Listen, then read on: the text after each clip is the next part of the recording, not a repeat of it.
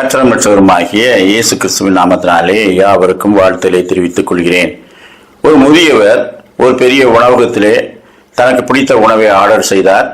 உணவு வந்ததும் அவர் தன்னுடைய டேபிளில் அதை வைத்துவிட்டு எழுந்து நின்று, கர்த்தாவே, நீர் தந்த இந்த உணவுக்காய் ஸ்தோத்திரம் என்று ஜெபம் பண்ணிவிட்டு உண்ணத் துவங்கினார்.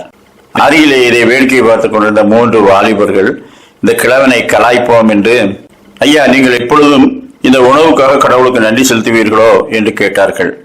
ஆம், நன்றி செலுத்துவேன் என்றார். நன்றி செலுத்தாவிட்டால் அடுத்த வேளை உணவை கடவுள் தரமாட்டாரா என்று கேட்டார்கள். தருவார், சகல ஜீவராசிகளுக்கும் அவர்தானே உணவளிக்கிறார்.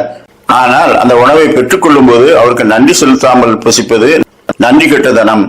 எனவேதான் நான் நன்றி செலுத்துகிறேன் என்று சொன்னார். ஓஹோ, உணவுக்கு நன்றி செலுத்தாமல் புசித்தால் நன்றி கெட்டதனம் என்று சொல்கிறீர்களே, உங்கள் வீட்டில் எல்லாரும் உணவுக்காக நன்றி செலுத்துவார்களா என்று கேட்டார்கள்.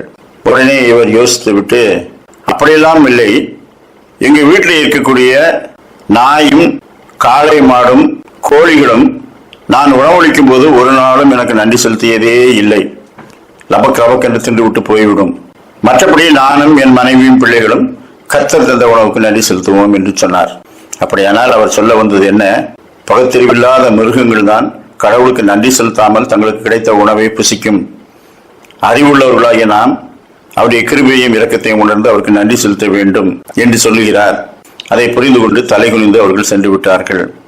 தேவகுமாரனாகிய இயேசு கிறிஸ்து கற்பித்த ஜெபத்திலே அவர் அன்றன்றுள்ள அப்பத்தை எங்களுக்கு இன்று தாரும் என்று கேட்க சொல்கிறார்.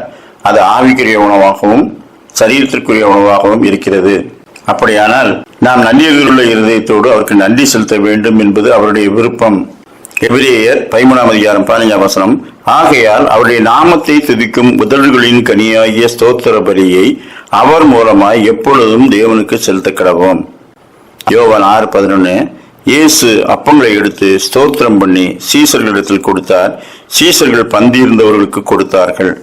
தேவகுமாரனாய் இயேசு அற்புதம் செய்யும் என்பதாக அப்பங்களை எடுத்து ஸ்தோத்திரம் பண்ணினார். எதற்காக? உணவை நீங்கள் உண்ணும் என்பதாக கர்த்தருக்கு ஸ்தோத்திரம் செலுத்துங்கள். அதை அவர் கற்பித்தார். அவர் தேவனும் தேவகுமாரனுமாய் இருந்தாலும், அவர் தனக்குத்தானே நன்றி தெரிவிக்க வேண்டிய அவசியம் இல்லாதிருந்தாலும், சுற்றிலும் பார்க்கும் தம்முடைய சீசர்கள் கற்றுக்கொள்ள வேண்டும் என்பதற்காக அவர் அப்பங்களை எடுத்து ஸ்தோத்திரம் பண்ணினார். நாம் நன்றியுள்ள இருதயத்தோடு நாம் கர்த்தரை ஸ்தோத்தரிப்போம்.